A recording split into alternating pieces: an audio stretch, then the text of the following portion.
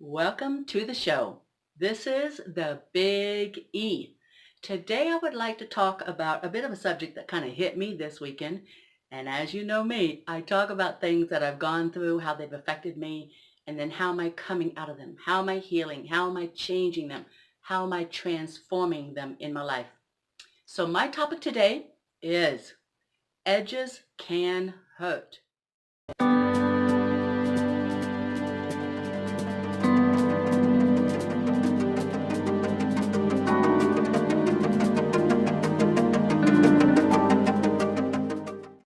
Thank you for joining me once again. Today, I'm talking about something I've gone through the last few days here about edges can hurt. I've noticed that when I am edgy or if I'm frustrated, if I'm unclear, there's a time now because of the energetic that's just come on. We've got Scorpio in retro. We have a lot of solar flares going on, and those affect how we respond. That affects us in how we think and what we have to give, the energy that's we're open to. So for me, I knew that something went retro because I get frustrated. I bump into little edges. I bump into things. I drop things. It becomes very apparent to me that something just shifted. So I knew that something was in retro because I am always aware of that. I have to slow down and I have to try not be punchy when I'm responding. I'm really trying to bring a good listening ear to my friends, to my business partners, and being in a place of not necessarily needing to respond. It's not necessary, but to listen, to try to know where I'm at, what I'm going through. The huge thing that affected me, it was a trigger. Oh my God, yes, I'll admit it. It actually triggered me to an emotional state where I wanted to rage on somebody, but it wasn't theirs. It was something that happened to me. It was a trigger from the past. I'm going through some transformations, so I'm slowing down. I'm becoming a little quieter and just watching. I'm allowing my body, my biology, to go through a process. And as these things come up, say a memory or an emotion, I stop, I look at it, and I go, do I want that or don't I want it? And that's when I release. I try not to bring edges to it where it hurts me more. Or even if the memory comes up, it's this thing of, oh, I should have done this. I should have responded that way. I should have stood up at that point. I should have used my voice. I should have defended myself. That's a way of creating edges, those sharp places where we judge ourselves. We bring shame and thinking, oh, I shoulda, coulda, woulda. I can't go back to those moments and change them. So I don't want to bring more edges to where I have to defend or get frustrated or this anger builds. So I just release it and I say thank you. But moving forward, I ask that I am able to use my voice, that I'm able to speak up for myself or ask for what I need in the moment, not 2 weeks down the road, not a week down the road. And this is my dilemma. This is what I'm working on. Because I'm a child of trauma, I have what you call a delayed reaction system. Because when something happens, my biology goes into a survival mode and I stop. I know of some people that just kind of leave that moment. They leave their body. If something is happening to them, if something is said, if they're being touched, I know of someone basically where they just leave their body. They can't deal with it. They don't know how to manage that moment. They don't know what to do. Being a child of trauma, we were not given inside of ourselves the tools to speak up in the moment. Say, no, stop, that's enough, that's far enough. Is my hand up there? Can you see it? Stop in the name of love. But to stop and say, okay, that's enough. You have offended me. You've hurt me, so stop. We don't have those tools in our toolbox because they were taken away from us when we were very little. In that environment I grew up in, in those individuals trying to control me and use me for what they wanted. They took from me those tools. So I have to learn them. I have to find them and gather them in and bring them back to myself in my voice, in my limitations, in my boundaries, in what I will accept and will not accept.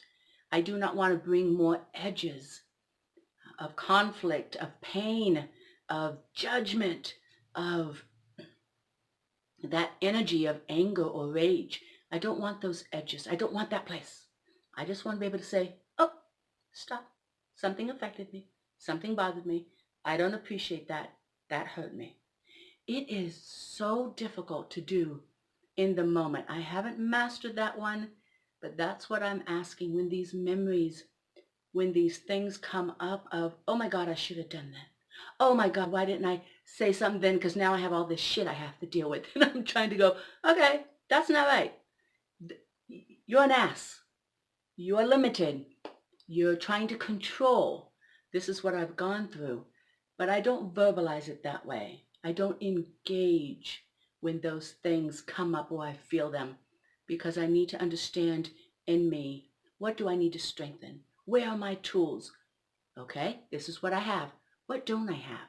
How do I find that tool to use my voice? Because in reality, those edges have nothing to do with those people out there. Those edges are not theirs that they're putting on you. They're not pointing these edges at you.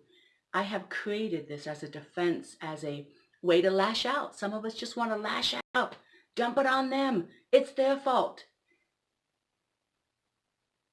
And that's okay if that's what you choose. But to heal and to get it to go away and to get it to stop and not attract it anymore, it's our responsibility to find the tool that is missing and to learn how to attract that to yourself. Go in that. I love to go to like what are those stores that the guys go to and buy all their tools and their drills and their wrenches and, oh, I need this tool. Can I have that one now? You know, once I know what it is, where's that store? I'd like to buy that now. I'm ready to implement that. I'm ready to use that tool. So bring it. That would be wonderful. I could even do that if I wanted. I could say in the moment, I didn't do that very well. I didn't communicate. I engaged. I threw darts. One of my friends said, yeah, I can see the darts you're throwing. So this is still a sensitive issue for me. So say, okay, I need a tool that when this happens, I have my voice in love. I have a way of communicating in love. This way it doesn't repeat. This way it doesn't come back. This way it doesn't come back around again. We heal our body. We heal our life. So this doesn't come back. I don't like when this stuff comes back. When it came back this past week for me, I was a bit shocked. I'm going, whoa, I thought I had healed from this place of being controlled. What I had done in all reality is I'd given my power away. I'd given it to this individual because I believed I was learning something. I was benefiting something. I wanted something. Ooh, there's that intention. We give our power away when we have an intent of what we want from someone else. And I did that. I didn't voice myself, say, well, I'd love to learn the business. This is who I am, but I want to learn this. And I appreciate whatever, you can show me, but not to give my power away and allow anyone to conduct our life in all aspects or to control us, saying, this is what's best for you. This is what you need to do. When someone starts doing that, it's a very clear sign of control. So I'm gently taking some steps back this weekend. I'm doing self-care. I'm allowing everything and anything that wants to show up in memories and feelings and frustration and shoulda, coulda, woulda. I let it show up and I look at it and I say, do I need that? Do I want that anymore? And so I choose. And so very slowly, I get rid of my edges, of my defenses that have sharp points in setting up a boundary or a defense of points or sharpness, thinking, okay, I'm taking care of myself. I'm protecting myself. Nobody else will. what we do is we shut things out. And I mean everything. Once you put up a defense, everything now gets shut out. You can't say, okay, I'll just let this person in or this person. It doesn't work that way. When you put a wall up, you shut everything out. You shut out love that may want to come in, support for someone who wants to be able to uplift you or give you a place, a safe place to fall, be able to assist in any way. You shut out love. When you shut out and you believe, you shut out your anger, your rage, people who cause this to you. People, now they trigger me. Those type of people trigger me. Those people, kind of people make me angry. Why do they do that? Why are they the way they are? Why don't they just stop?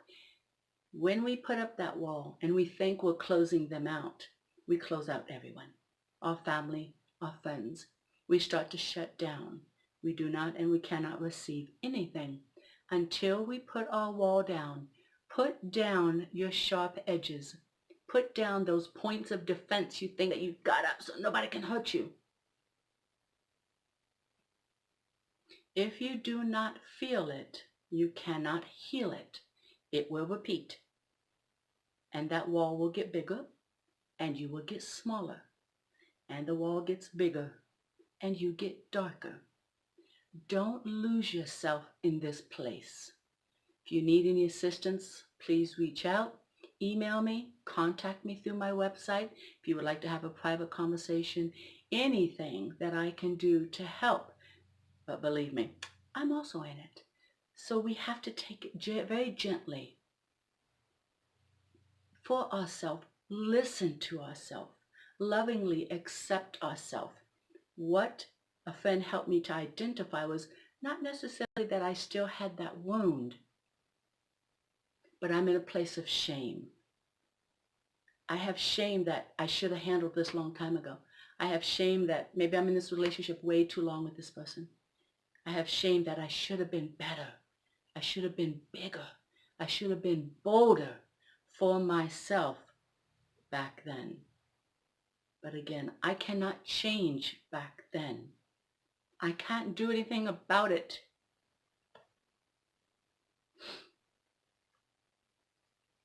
And here's my shame. Shame, audience, shame. Get to know yourself. Get to know that part of yourself that wants to express itself. Because when you look at it, then I can heal it. I can change it. I don't have to stay there. Yep, I'm feeling it. What do I say? If you're not feeling it, you can't heal it. So that's what I've got this weekend. What do? I know moving forward, I'm going to find that tool because I'm going to go to that special store and I'm going to walk up and ask for exactly what I want. I want a tool that helps me to shift my shame into a knowing. I couldn't then, but I can now. So what is that tool called? For me, it's love. It's forgiveness. I want a tool of forgiveness so that I will forgive myself. And I forgive myself in this moment. There's no shame to be had here. There's no place for that here now. I love myself and I forgive myself. So I want my tool of forgiveness. What is that, $2.99? That's a Blue Light special. That's my discount. I've gone to the store. I've bought my tool. I've recognized what I needed. I felt it. I allowed it, the shame. And did I want it? Did I need it? No, but thank you.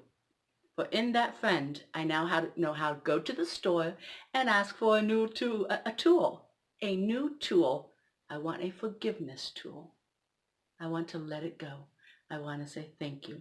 Moving forward, I want it to be in the moment that I use my voice, that I protect myself, that I honor myself when others will not. That's me. I hope this has helped. I appreciate you as an audience. I appreciate you sharing this time with me more than you could ever imagine.